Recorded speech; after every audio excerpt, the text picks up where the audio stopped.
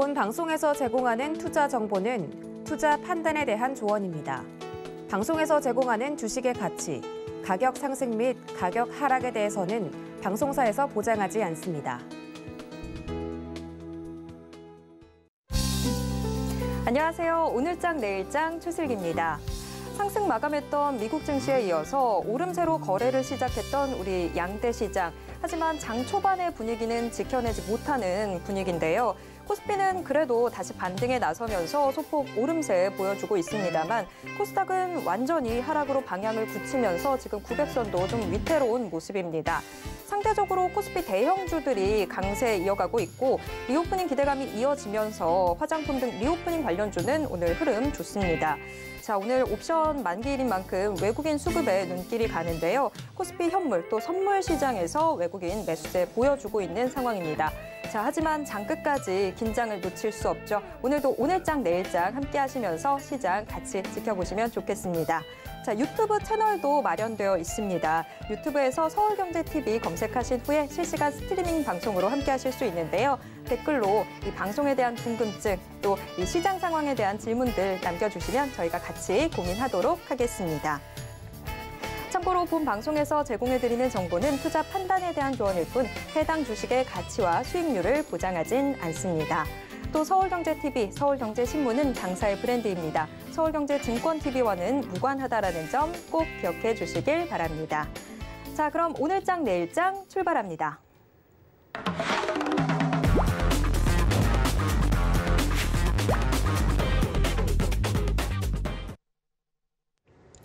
네, 우선 이 시각 보도본부부터 확인해 보도록 하겠습니다. 오늘은 부동산부 이지영 기자와 함께하도록 하겠습니다. 이지영 기자, 어서 오세요. 안녕하세요. 네, 자, 일단 오늘 헤드라인부터 먼저 확인하겠습니다.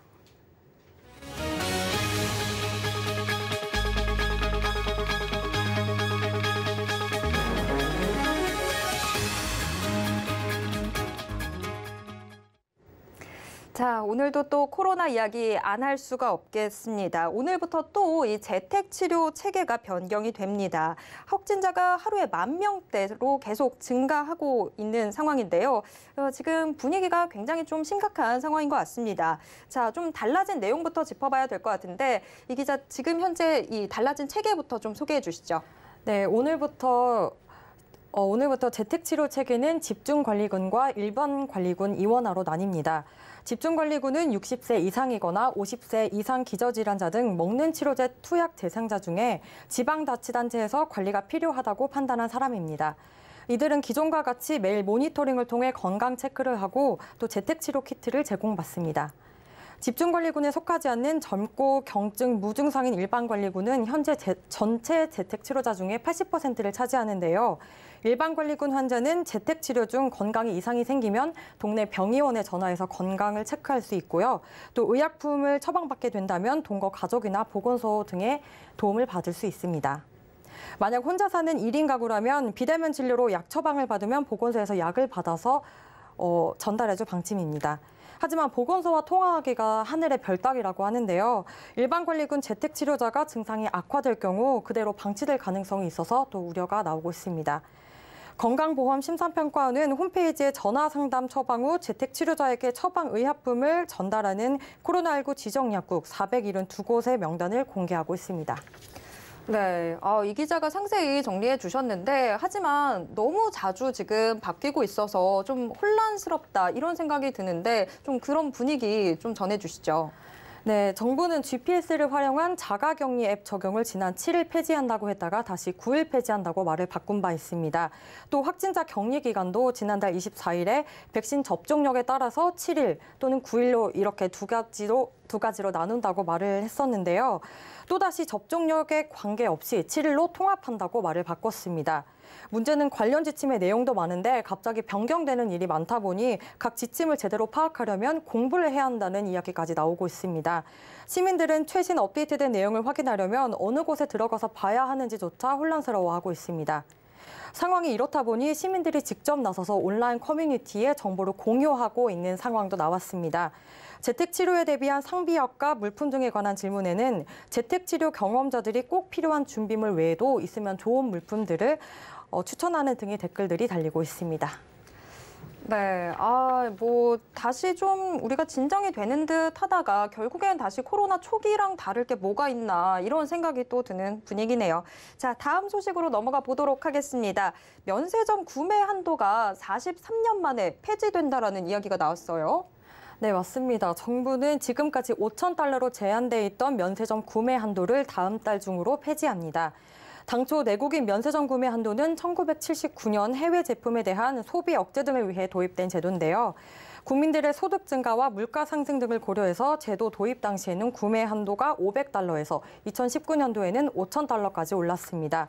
정부가 구매 한도를 폐지한 이유는 코로나19로 어려움을 겪는 면세업계를 지원하고 해외 소비를 국내로 돌리기 위함입니다. 이 폐지안은 3월 초부터 시행될 예정입니다. 네, 근데 구매 한도가 폐지된다라는 이야기는 나왔지만 이게 면세 한도는 변함이 없다라는 이야기도 있던데요. 네, 쇼핑은 원하는 만큼 해도 세금은 내야 합니다. 구매 한도가 없어지는 거지 면세 한도가 없어지는 건 아니기 때문입니다. 따라서 면세점에서 600달러 이상 구매를 했다면 20% 이상의 관세를 내야 합니다. 좀 마음이 설렜었는데 쇼핑을 원하는 만큼 해도 세금은 내야 합니다. 자, 면세 혜택을 무한대로 주는 건 아니라는 점 좀 짚고 넘어가 봐야 될 것 같습니다. 자, 이어서 삼성전자 소식도 짚어보도록 하겠습니다. 삼성전자가 지난해 폴더블 폰 흥행에 힘입어서 역대 최대 매출을 기록을 했는데 이번에 스마트폰 신작 언팩 행사가 있었죠. 네, 삼성전자가 카메라 성능을 대폭 강화한 스마트폰 갤럭시 22 시리즈를 공개했습니다. 6.1인치 기본 모델과 6.6인치 플러스 모델, 그리고 6.8인치 울트라 모델로 구성됐는데요. 기존과 다른 점이 있다면 지난해 신제품이 출시되지 않았던 갤럭시 노트를 통합했다는 겁니다. 갤럭시 S22 울트라는 갤럭시 S 시리즈 중 최초로 S펜을 내장했습니다. 이번 S22 시리즈 제품 중 3종 모두 AI 기술을 결합해서 밤에도 대낮처럼 밝게 촬영할 수 있는 나이토그래퍼 기능을 지원하고 있습니다. 이 중 갤럭시 S22 울트라는 플레어 현상과 또 빛 잔상 없이 더 선명한 촬영이 가능하다는 게 특징입니다.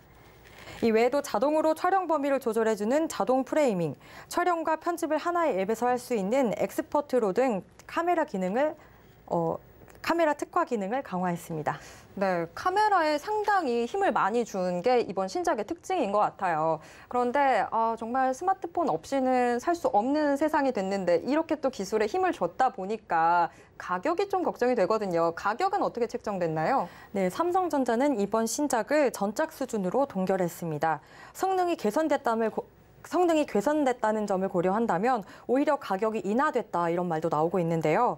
코로나19 사태 이후 원자재와 물류비 상승 등으로 인해서 부품 공급난으로 원가 부담이 되고 있지만 판매량 확대가 우선이라는 판단을 한 것으로 보입니다.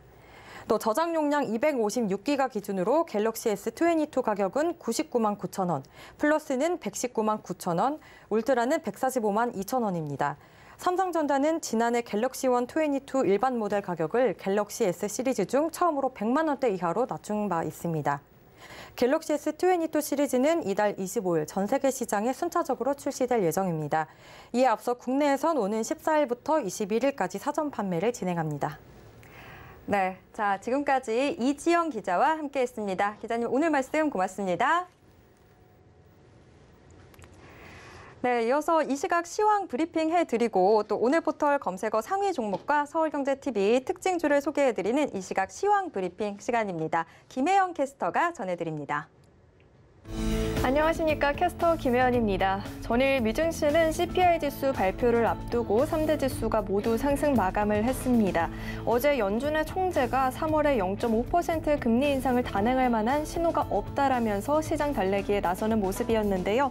최초의 금리 인상은 0.25% 수준이 될 것이라고 이야기가 나왔습니다. 이와 같은 소식에 CPI 지수가 40년 만에 최고치를 달성할 것이란 전망이 나왔음에도 불구하고 3대 지수가 모두 상승 마감을 했고요. 훈풍을 이어받으면서 국내 증시 국내 증시도 오늘은 상승 출발을 했습니다. 하지만 전일 상승에 대한 부담감 때문에 움직임에 다소 제한적인 모습이 나타나고 있는 상황입니다. 그럼 이 시각 지수 상황부터 살펴보도록 하겠습니다. 코스피 지수가 오전장에 하락하는 모습이 보여지기도 했는데요. 현재는 다시금 올려 세워주고 있습니다. 0.14%의 강세 보여지고 있고요. 오늘 시가총액 상위 종목단에서는 LG 에너지 솔루션의 낙폭만이 깊은 상황이고요. 대부분의 종목들이 상승해주고 있습니다. 현재 2,772포인트대에서 거래되고 있습니다. 이어서 코스닥 지수 확인해 보시죠. 코스닥 지수는 하락세를 계속해서 키워나가고 있는 상황입니다. 현재 1.58% 하락세 보여지고 있고요. 900포인트도 이탈을 한 모습입니다. 시가총액 상위 종목단에서도 일부 바이오주를 제외하고선 오늘 대부분의 종목들 하락을 하고 있습니다. 이어서 수급 상황 확인해 보시죠. 개인과 기관의 매도세가 들어오고 있습니다. 개인이 1,726억 원 현재 장중에 매도로 전환을 한 모습이고요. 기관은 2,152억 원 매도 우위 보여지고 있습니다. 이어서 코스닥의 수급 상황 확인해 보시죠. 기관과 외국인의 양 매도가 들어오고 있습니다. 전일 양 매수가 보였는데 하루 만에 또 매도로 돌아선 모습이고요. 기관은 1,544억 원, 외국인은 2,803억 원 매도하면서 매도폭 확대해 나가고 있습니다. 이어서 오늘 상승하는 업종 테마도 살펴보도록 하겠습니다. 화장품 관련주들이 오늘 모처럼 동반 상승이 나타나고 있는 모습입니다. 리오프닝 관련주들 사이에서도 순환매가 일어나고 있는데요. 오늘 시장에서는 화장품주들의 강세가 눈에 띄고 있습니다. 리오프닝 이후에 가장 큰 성장세가 보일 것이라는 이야기가 나오고 있죠. 미국과 영국 같은 국가에서도 규제 완화에 대한 이야기가 나오면서 종식에 대한 기대감이 커지고 있습니다. 소비 활동도 점차 정상화가 될 것이라는 이야기가 나오면서 화장품주들의 실적 개선세가 전망이 되고 있습니다. 아모레퍼시픽 호실적 발표가 있었죠. 현재 7%대 강세 보여지고 있고요. 코스맥스도 6.02%가 오른 84,500원에 클리오도 현재 3%대 강세 가져가주고 있습니다. 이어서 오늘 하락하는 업종 테마도 살펴보도록 하겠습니다. 게임주들 사이에서 하락세가 보여지고 있습니다. 게임주들의 주가가 지난해에 비해서 큰 폭으로 떨어진 모습이죠. 게임주들의 부진에는 수익성의 약화와 또 과도한 과금에 대해서 이용자들의 반감이 대표적이라고 하는데요. 여기에 또 중국의 게임 규제도 더해지고 최근에는 금리 인상 이슈로 인한 성장주들의 부진도 주가에 영향을 주고 있다라고 합니다. 유메이드는 현재 24%대 급락세가 보여지고 있습니다. 전일 시간의 거래에서 하한가 기록을 했죠. 실적 발표 이후에 암호화폐 위믹스 매각을 제외하고선 사실상 어닝 쇼크라는 이야기가 나오면서 낙폭 키워나가고 있습니다. 컴투스도 현재 8.2% 하락세 보여지고 있고요. 룽투코리아도 10%가 넘는 하락폭 보여지고 있습니다. 증시 탑10 확인해 보도록 하겠습니다. 네, 삼성전자가 갤럭시 S22 공개 이후에 소폭의 오름세가 나타나고 있습니다. 카카오는 오늘 주가 강세 보여지고 있죠. 대표이사가 카카오의 주가가 15만 원이 될 때까지 최저임금만 받는다면서 최근 책임 경영의 의지를 드러내면서 주가 강세 보여지고 있습니다. 유메이드는 앞서 말했듯이 다소 아쉬운 뉴스 나오면서 하락세 보여지고 있는 상황입니다. 이어서 서울경제가 뽑은 특징주도 확인하겠습니다. 사마 알루미늄 우크라이나 사태로 주요 원자재들의 가격이 불안정한 모습 나타나면서 알루미늄 가격이 2008년 이후에 최고치 기록했다라고 합니다. 오늘 그와 같은 소식에 주가 강세 보여지고 있고요. 플레이디 오늘 엄청난 시세 보이고 있죠. 구글 프리미어 파트너로 선정이 됐다라는 소식 전해졌습니다. 엠브레이는 오늘 공시를 통해서 100% 무상증자 진행한다는 소식에 상한가 진입을 한 모습입니다. 그럼 먼저 LG 에너지 솔루션부터 살펴보도록 하겠습니다. 사흘째 하락세를 이어나가고 있습니다. 역대급 실적을 내놓았지만 주가가 함께 가지 못하고 있는 흐름이죠. 2차 전지 관련 ETF들은 전일부터 리밸런싱이 시작이 됐습니다. LG 에너지 솔루션에 편입될 자금이 약 3,500억 원으로 추산이 되고 있다라고 하죠. 비중 조정이 끝날 때까지 한동안 수급 계란은 지속적으로 이루어질 것이라고 합니다. 현재 6%대 하락세 보여지고 있고요. 50만 원 선 이탈하면서 47만 6천 원 선에서 거래되고 있습니다. 이어서 살펴볼 종목은 아프리카 TV가 있습니다. 어제 오늘 주가 강세가 보여지고 있습니다. 현재는 윗골이 길게 달고 내려오기는 했는데요. 호실적 발표가 있었습니다. 지난해 영업이익이 76.2%, 매출액은 38.5% 증가했다라고 합니다. 이와 같은 소식에 주가 강세 보여지고 있고요. 또 향후 신사업에 대한 기대감도 여전하다라고 합니다. 현재 0.26% 오른 15만 2,800원에 거래되고 있습니다. 마지막으로 살펴볼 종목은 한국파마가 있습니다. 장 초반 급등 흐름이 나타났죠. 있죠. APRG가 인도에서 코로나19 치료제 임상 2상에 돌입을 한다라고 합니다. 이 같은 소식 전해지면서 강세 보여지고 있는데요. 한국 파마 같은 경우에는 제넨셀과 APRG와 함께 인도 1상을 마무리하고 다음 단계 준비하고 있다라고 합니다. 현재 5.86% 오른 38,850원에 거래되고 있습니다. 지금까지 증시 탑10 확인해봤습니다.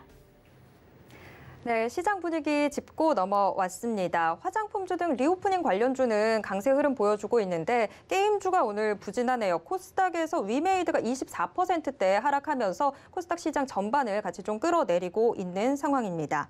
자, 그럼 이번에는 이 시각 객장에서는 어떤 일들 벌어지고 있는지 객장의 생생한 이야기 들어보는 시간 가져보도록 하겠습니다. 자, 유한타증권 금융센터 동탄지점 백인범 과장 연결돼 있습니다. 과장님, 안녕하세요. 네, 안녕하십니까? 네, 오늘 대형주와 소형주 좀 온도 차이가 나타나고 있는 상황인 것 같은데 객장에서 느끼는 시장 분위기 어떻습니까?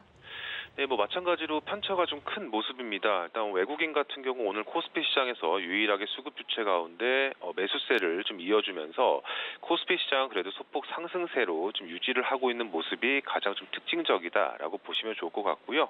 외국인은 오늘 코스피 시장에서 매수세, 또 코스닥 시장에선 매도세를 좀 보여주고 있는 가운데 코스피 시장에선 삼성전자, 또 LG화학, SK 하이닉스 등의 매수세가 또 코스닥 시장에선 원익 IPS, EM텍, 현대바이오 등에 대한 매수세가 특징적인 모습이었습니다.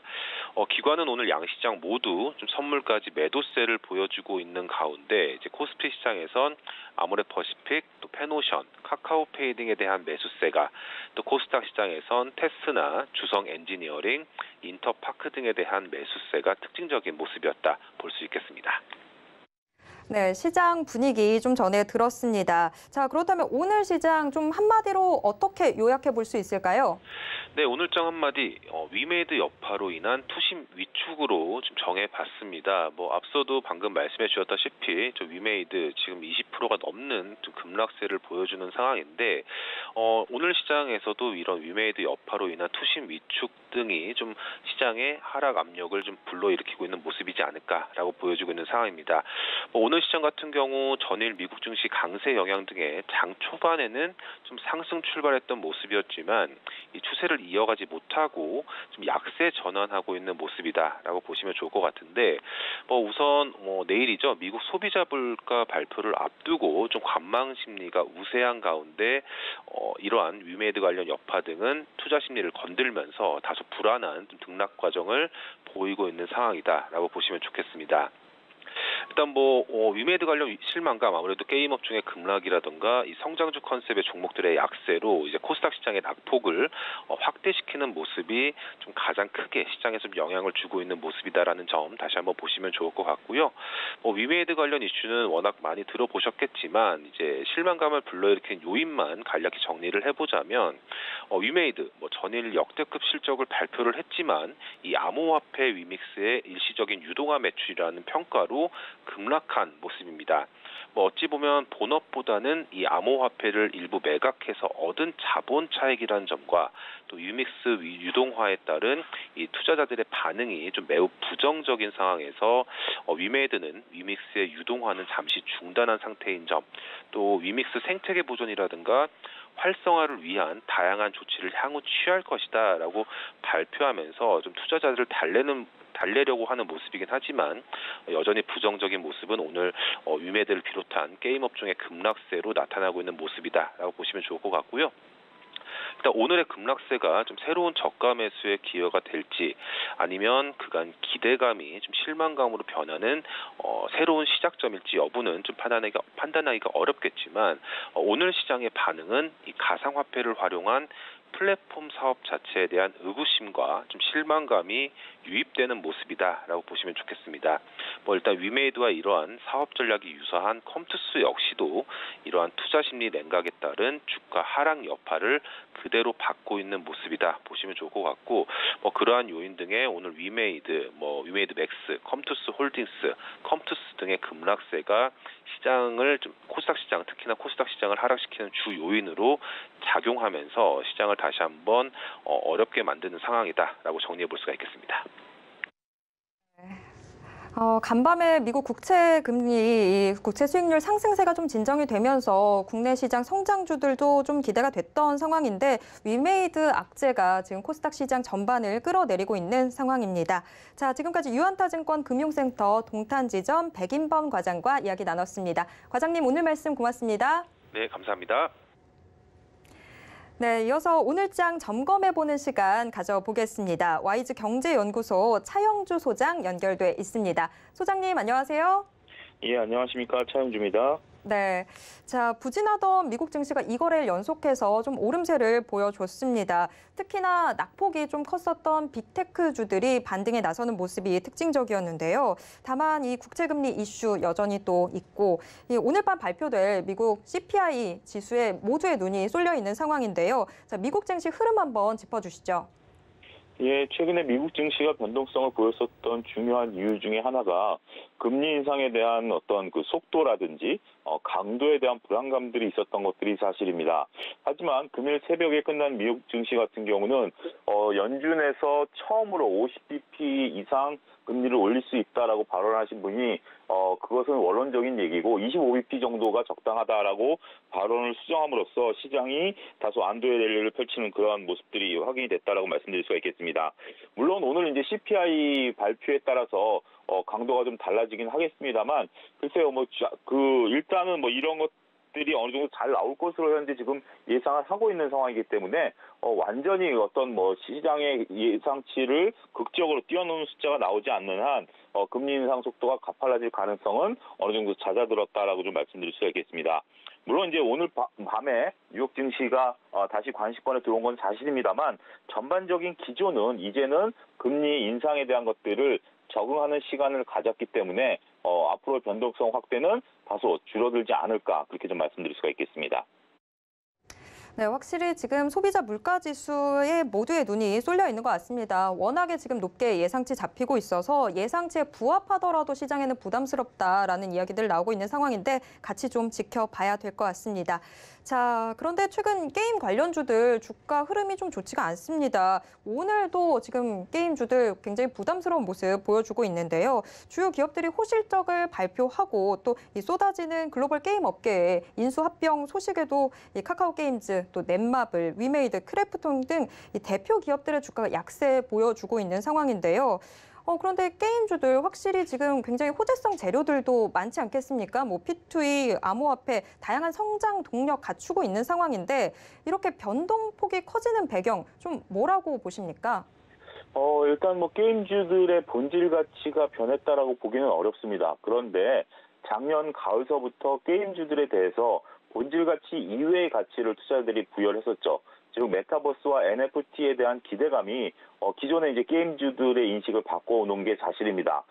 즉 게임 업체 같은 경우는 게임의 성장성에 따라서 주가가 움직여야 되는데 지난 가을부터는 NFT라든지 이런 신사업에 대한 진출에 대한 그 선언 이런 것들로 인해서 주가가 상당히 많이 올라왔죠. 하지만 실적을 이제 열어보니 결국은 본질적인 시장 가치도 시장의 예상보다는 조금 저조했다라는 점, 이 점이 시장의 충격을 첫 번째로 두고 있고요. 두 번째는 신사업에 대한 아직까지 확정된 이익이 나타나고 있지 않다라는 겁니다. NFT든 메타버스든 진출을 선언해놓고 막대한 비용을 쏟아붓고는 있습니다만 특히 대장주였던 위메이드가 현재 위메이드 믹스에 대한 어떤 그 유동성이라든지 그리고 오늘 같은 경우 이제 다양한 업체들이 이쪽으로 진출을 선언을 하면서 서로 간의 경쟁의 격화라든지 이런 부분들이 이제 인식이 되면서 그리고 이게 당장 지금 수익이 된다라고 보기도 또 쉽지 않다라는 점 그리고 또 밸류가 좀 높다라는 점 이런 것들이 한꺼번에 부각이 되면서 오늘 게임주들이 조정을 받는다라고 말씀드릴 수가 있겠고 이런 것들은 항상 성장주들이 갖는 한계인 것 같습니다. 성장주 같은 경우 기대감으로 오르긴 합니다만 뒤이어서 실적이 확인이 돼야 되는 상황들이 반드시 도래하는데 그때 호실적을 발표하지 못하면 높은 파고를 쉽게 넘지 못한다라는 이러한 것들이 극명하게 드러나고 있다 이렇게 좀 말씀드릴 수가 있겠습니다. 네, 성장주의 한계다라는 말이 좀 기억에 남네요.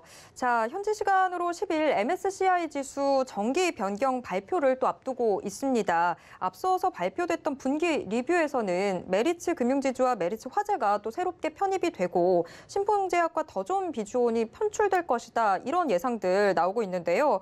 이 밖에도 LG에너지솔루션은 28일이었죠. 지난달 28일에 조기 편입을 확정 지었습니다. MSCI 지수 편입이 왜 중요하고 또 이에 따른 대응 전략은 어떻게 세우면 좋을지 좀 짚어주시죠. 예, MSCI 지수에 편입되는 기업들 같은 경우 우리가 쉽게 얘기해서 우량 기업과 비우량 기업으로 구분하기는 어렵습니다. 그러니까 즉 그 기업이 우량하냐 비우량하냐라는 기준점은 아니다라는 거죠. MSCI 지수에 편입되는 요건들은 여러 가지가 있습니다만 일단 뭐 제가 여기서 그러한 것들에 대한 것들은 논점을 흐리기 때문에 말씀드리지 않겠고요. MSCI 지수에 편입이 된다라면 MSCI 지수라는 게 글로벌 투자자들의 어떤 기준점이 되는 겁니다. 예를 들어드리자면 우리나라 기관 투자자들이 코스피 지수의 기준점을 삼는 것처럼 글로벌 투자자들 같은 경우 MSCI 지수를 기준점으로 삼는다라는 거죠. 따라서 MSCI 지수를 추정하는 펀드에 있어서는 이렇게 편입되는 물량을 사고 편출되는 물량은 팔아야 되는 이런 수급 논리가 발생한다라고 좀 말씀드릴 수가 있겠죠. 이러한 것은 기업의 우량 정도가 아니다라는 점을 다시 강조하면서 수급 논리가 들어오면 좀 무서움이 있다라는 거죠.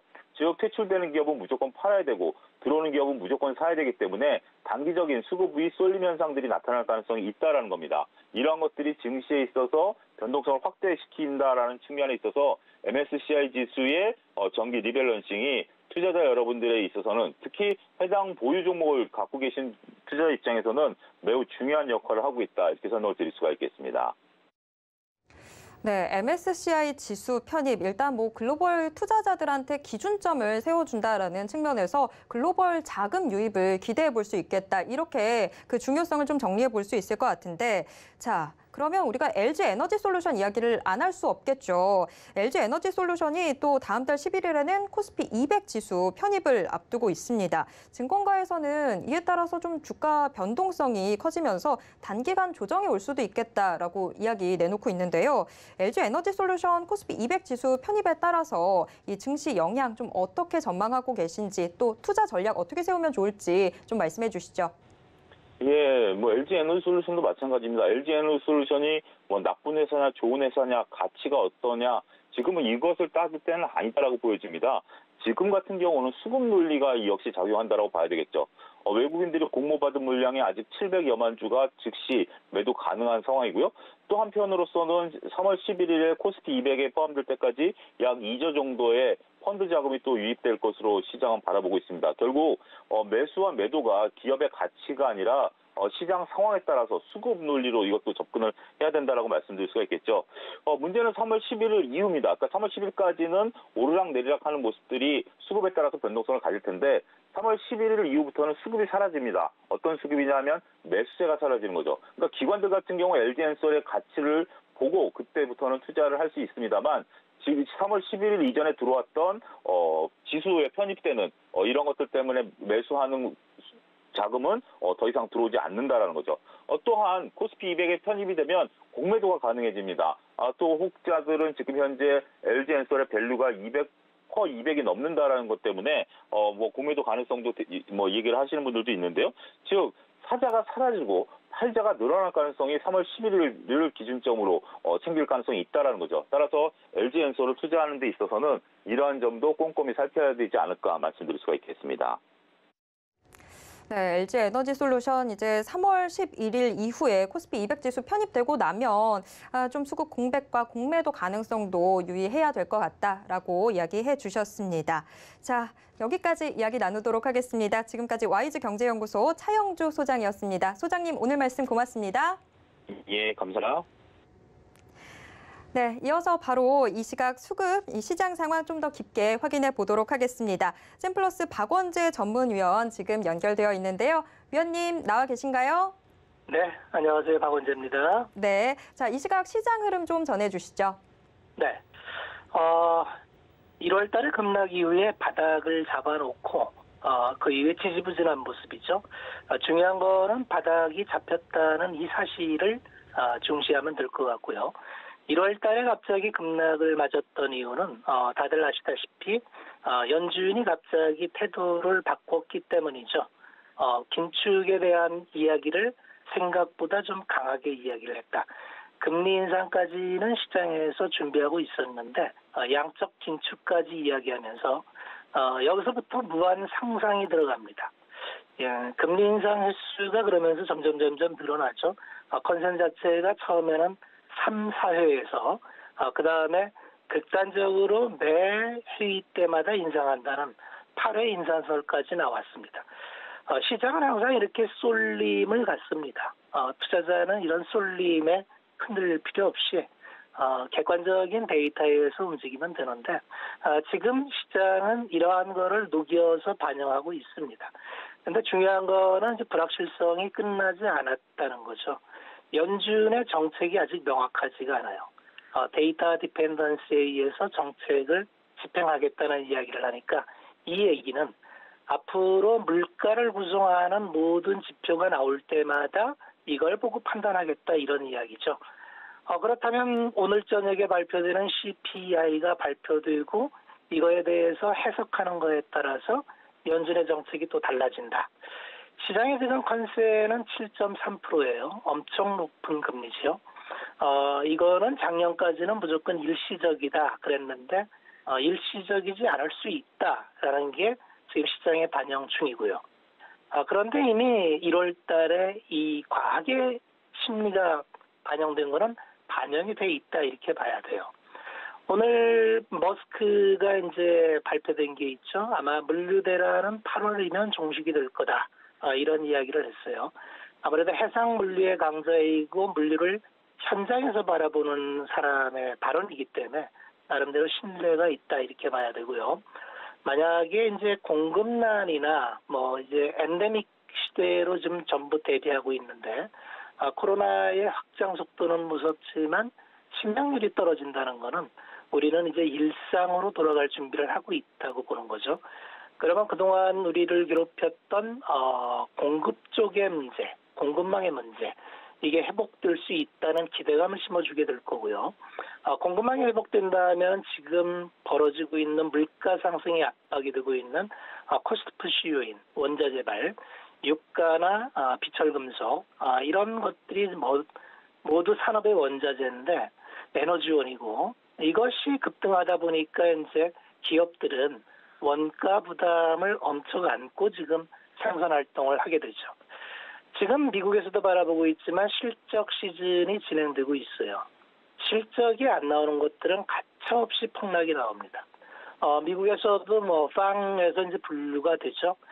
실적이나 컨센이 기대치에 못 미치는 메타나 넷플릭스는 급격한 하락을 맞고 있고요. 실적이 수반됐던 아마존이나 애플은 여전히 자기 위치를 지키면서 더욱 공고한 보유한 현금을 가지고 M&A를 노리는 이러한 산업의 재편이 진행되는 과정입니다. 언제나 위기는 기회예요. 우리는 위기 자체를 보지 말고 이 위기 하에서 어떠한 기회를 잡을 것인가.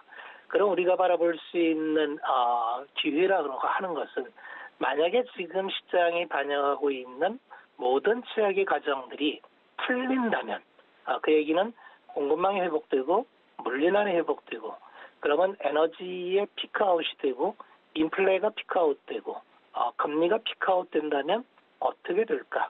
이런 것도 한번 생각을 해보면서 시장을 바라봐야 된다는 거죠. 중요한 거는 섹터입니다. 지금은 유동성 장세가 아니죠. 유동성을 회수하는 구간입니다. 이러한 구간에서는 투자 전략이 당연히 달라져야 돼요. 2020년에 코로나를 극복하기 위해서 정책적으로 쏟아부었던 통화는 이제 걷어들여집니다. 통화가 걷어짐에도 불구하고 가격 정가를 통해서 국권이 기업의 경쟁력을 유지하고 있는 기업이 어떤 곳인가 그런 걸 면밀히 봐야 됩니다. 계속적으로 주식 불패방에서 이야기하고 있는 가격 정가가 되지 않는 쪽은 볼 필요 없다.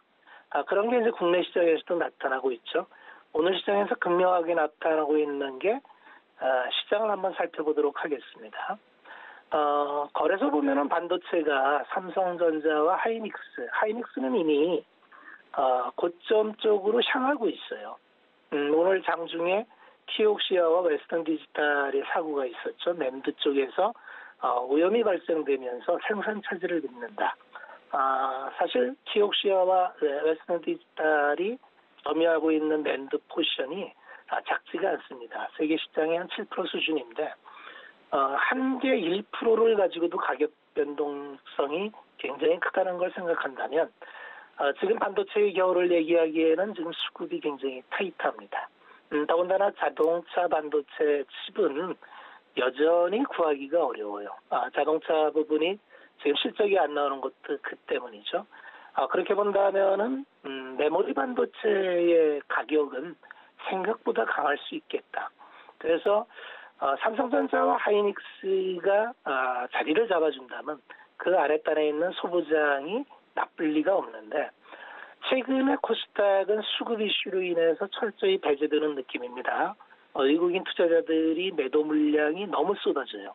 아마 이것은 LG에너지 솔루션을 채우기 위해서 다른 섹터를 매도하는데 코스닥은 버팀목이 없기 때문에 방어가 되지 않고 속수무책으로 무너지다 보니까 대체적으로 코스닥을 구성하고 있는 게 기술주 중심의 반도체 소부장과 2차 전지, 그 다음에 게임 엔터, 그 다음에 바이오 이런 섹터가 주종을 이루다 보니까 방어력이 없는 상태에서 물량만 쏟아지는 수급의 이슈에서 그대로 맞는 것 같습니다. 중요한 것은 그 다음에 방향이겠죠. 이 다음에 만약에 아까 얘기한 이야기가 실현이 된다면 이 중에 옥석이 가려질 거고 우리는 어떠한 것을 담을까? 이 많이 싸진 가격에서 담아야 될 종목이 제법 많이 보입니다. 투자자는 이런 거에 예민하게 보면 되고요. 지금은 유동성 축소 국면이기 때문에 유동성 확장 국면에서 얘기했던 PDR, 소위 얘기해서 드림을 이야기하는 종목은 가급적 접근하지 않는 게 좋습니다. 오늘 게임주가 많이 무너집니다. 이거는 산업 섹터의 성장성에 대해서는 우리가 부정할 필요는 없어요. 새로운 세상이 열린 거고 기존에 없던 세상, NFT나 코인이나 결국은 탈중앙화를 부르짖는 이러한 시대적 흐름에 맞는 새로운 아이템과 상품이 나온 거죠. 이걸 가지고 새로운 이제 산업을 하는데 언제나 산업에 들어갈 땐 도입부에 한번 기대감으로 오르고 도입부가 끝난 다음엔 현실적으로 산업 내에 녹아내리는 형태를 보게 될 겁니다. 아마 유메이드가 유믹스 코인을 매각한다는 것으로 인해서 또 이익이 실망스럽다는 걸로 인해서 폭락을 했는데 지금 누가 뭐라 해도 플레이투원 게임의 생태계를 가장 먼저 구축한 게 유메이드가 맞습니다. 다만 이게 이제 지금 생태계가 구성되려면 시간이 오래 걸려요. 게임들이 입점을 해야 되고 유믹스 월렛을 통해서 이게 환전이 제대로 되고 게임 플레이어들이 이걸 통해서 이 생태계가 정착이 되는구나 라는 걸 느낄 때까지는 또 다른 시간이 필요할 겁니다. 자, 그래서 지금은 기대감의 1차 시세는 끝났어요. 기대감의 1차 시세는 끝났고 이제는 산업 생태계가 자리 잡는 걸 보겠죠. 가격이야 뭐 어디까지 조정받을지 모르겠습니다만 투자자는 가격을 보는 게 아니라 비즈니스 사이클상 어느 시점에서 턴하는지 이런 모습을 보는 게 투자자가 할 일입니다.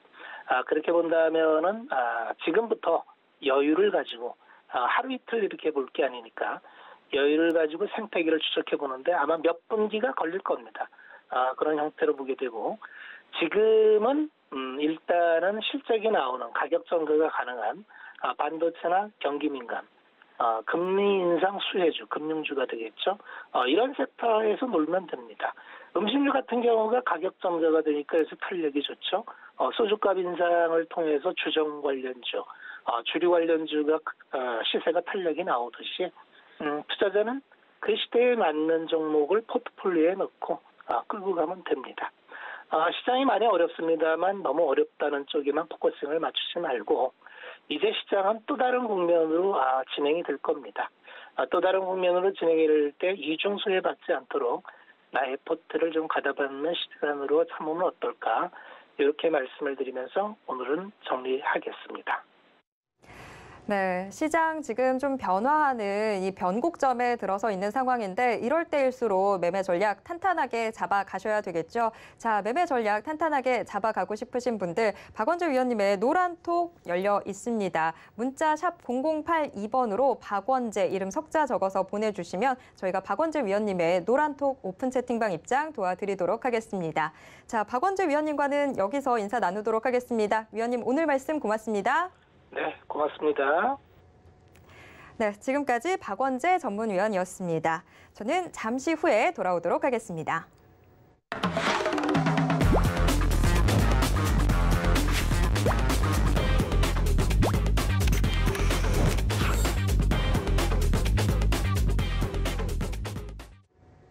네, 마켓 리더들과 함께 시장의 핵심 이슈 짚어보는 이슈 칼럼 시간입니다. 자, 오늘은 미중산업경제연구소 조용찬 소장과 함께하도록 하겠습니다. 소장님 나와 계신가요? 예, 안녕하십니까? 네. 자, 미국의 물가 급등의 주범으로 공급 제약 이 문제가 계속 거론이 되어 왔었는데 2월 1일 발표됐던 미국 ISM 제조업 체감 지수가 57.6으로 3개월 연속 하락했습니다. 이 공급망 혼란이 개선되고 있다라는 단서를 찾아볼 수 있다라는 이야기 나오던데 좀 더 자세히 소개해 주시죠. 네, 미국의 공급망 혼란이 개선이 되고 있는 방향으로 나간다면 아무래도 대미 수출도 늘어나게 되고요. 우리나라의 그 생산도 회복이 될 수밖에 없는데요. 다행히 각종 미국에서 발표되는 지표들이 상당히 개선이 되고 있는 상황이 아주 뚜렷해지고 있습니다. ISM 제조업 체감 지수 같은 경우에는 3개월 연속 하락을 했지만 다행히도 고용이라든지 물류와 관련된 이파 지원과 같은 주요 항목들 같은 경우에는 3개월 연속 개선이 되고 있는데요. 공급망 해소가 혼란이 이제 해소가 된다면은 시차를 두고서 인플레이션 압력도 꺾일 수밖에 없고요.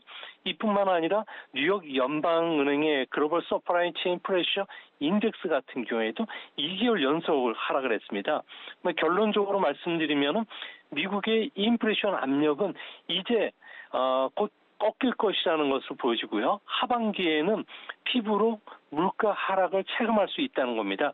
이렇게 된다면은 올해 미국의 금리 인상 7번에 대해서 주시장이 반영했는데 사실상 4에서 5회 정도 완만하게 금리가 인상된다면 글로벌 증시뿐만 아니라 국내 증시에서도 호재가 될 것은 분명히 보입니다.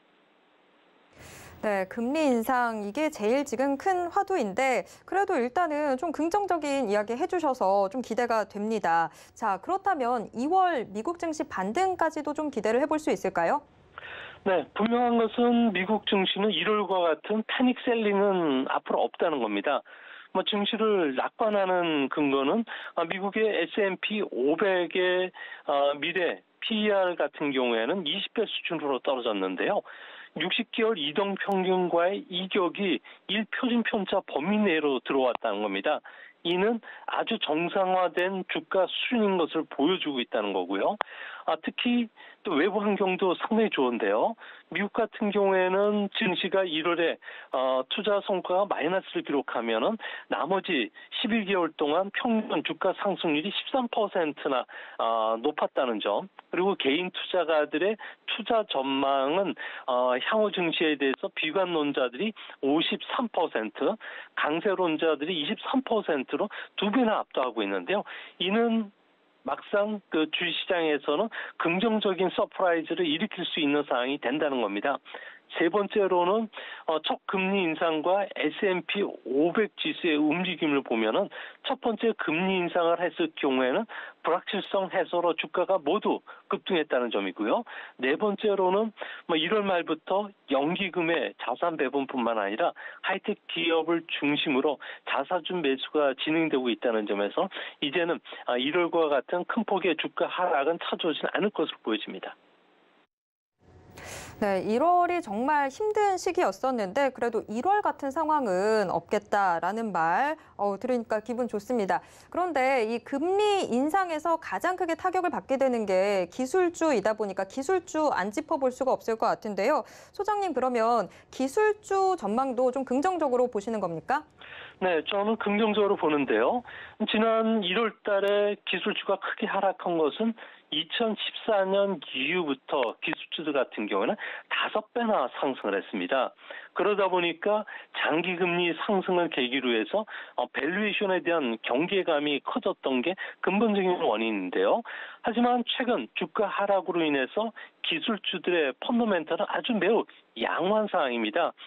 예상 EPS 같은 경우에도 1년간 한 30% 정도 상승을 해주고 있고요. 또 민주당 정부는 그동안에 반기업적인 규제 중심에 섰었는데 다행히 바이든 대통령의 지지율이 지금 바닥이기 때문에 주요 그 플랫폼 기업에 대한 규제 리스크도 현재는 사라진 상태입니다. 또 한 가지는 기술주의 밸류에이션 조정이 꽤 진행이 됐는데요. 주가 수익 비율을 EPS 성장률로 나눈 성장성을 반영한 그 밸류에이션 지표죠. PEG 비율로 본다면은 작년 여름이 피크고 지금은 과거 평균치 수준에서 가장 바닥권까지 떨어졌다는 겁니다. 이 때문에 앞으로 견고한 비즈니스 모델을 갖고 있는 기술주들 같은 경우에는 오히려 바닥에서 주식을 싸게 살 수 있는 기회가 찾아오지 않을까 보여집니다. 네, 국내 증시도 기술주의 비중이 상당히 크기 때문에 이 부분 정말 좀 희망적으로 들리는 말이었습니다. 자, 그런데 2022년에 좀 주목해보면 좋을 기술에는 어떤 것들이 있을까요? 네, 최근 그 IB들이 발표하는 여러 가지 그 전망 보고서들을 보면은 AI라든지 빅데이터라든지 가상화폐와 관련된 투자 내용은 올해는 싹 숨어버렸고요. 의외로 새로운 산업들에 대해서 주목하라는 보고서들을 많이 담고 있다고 합니다. 그중에 하나가 6G, 그러니까 5G를 잇는 무선통신 인프라 시설인데요. 국제 표준화 획득을 위해서 각국의 기업이라든지 글로벌 기업들이 아주 개발 경쟁이 치열하다고 합니다. 이 부분에서는 우리나라 기업이 가장 경쟁력을 갖추고 있기 때문에 아무래도 이 부분과 관련해서 외국인들이 주목하지 않을까 보이고요. 또 한 가지는 의료, 헬스케어나 화학, 로봇 산업 등이 기반이 되는 분자 기계가 상당히 유망하다고 합니다. 소위 말해서 미세한 기계를 말하는데 이거는 기초 기술을 갖고 있는 나라들만이 대상이 될 것으로 보여지고요. 세 번째로는 자기 성장하는 로봇이라고 합니다. 인간의 그 프로그램이라든지 학습을 제공하지 않아도 스스로 판단해서 움직이는 로봇이 되는데요. 과학 실험이라든지 지혜 상황에서 많이 쓰이기 때문에 아무래도 이 부분과 관련된 로봇 기술과 관련해서 상당히 주목하는 것으로 보여지고요. 또 한 가지는 그 이산화탄소 회수와 관련해서 케미컬 루핑 연소라는 산소를 공기 중이 아니라 철이라든지 산소 캐리어를 통해서 공급하는 기술을 말하는데요. 배기 가스 중에 CO2의 그 농도 중에서도 회수가 가능하게끔 만드는 부분이기 때문에 탈탄소와 관련해서 수혜를 받을 것이라고 합니다. 또 한 가지는 센서화하는 식물이 되는데요. 아무래도 환경이나 에너지 분야에서 농업 분야에서 특정 센서를 활용하는 기술이 되는데 이 부분 모두 앞으로 좀 자세하게 설명할 기회는 있겠지만 이거와 관련된 새로운 투자 대상은 될 것은 분명히 보입니다. 네, 로봇 기술이 좀 더 세분화돼서 2022년 좀 주목해 봐야 될 것 같습니다. 자, 저희가 질문 하나만 더 드려보도록 하겠습니다. 자, 코스피 대장주인 삼성전자 이 사상 최대 매출 실적을 기록했지만 오늘은 좀 빨간불 들어오긴 합니다만 그렇게까지 탄력을 받지는 못하고 있는 상황인데요. 호실적과 주가가 같이 가지 못하는 이유는 어떤 게 있을까요?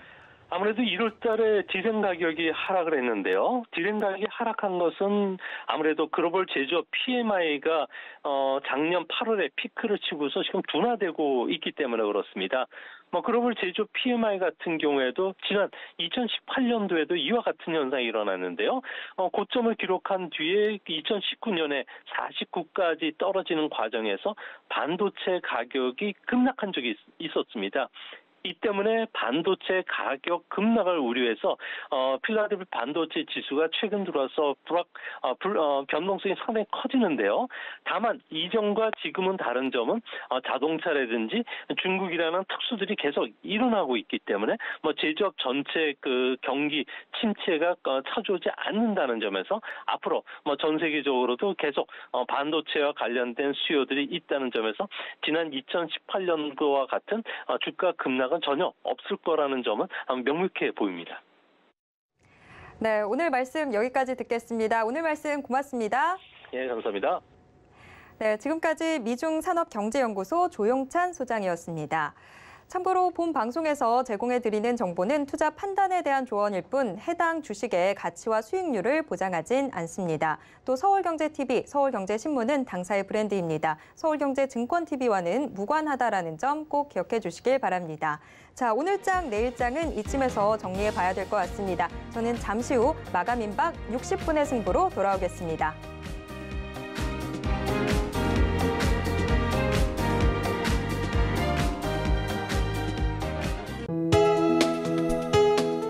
본 방송에서 제공하는 투자 정보는 투자 판단에 대한 조언입니다. 방송에서 제공하는 주식의 가치, 가격 상승 및 가격 하락에 대해서는 방송사에서 보장하지 않습니다.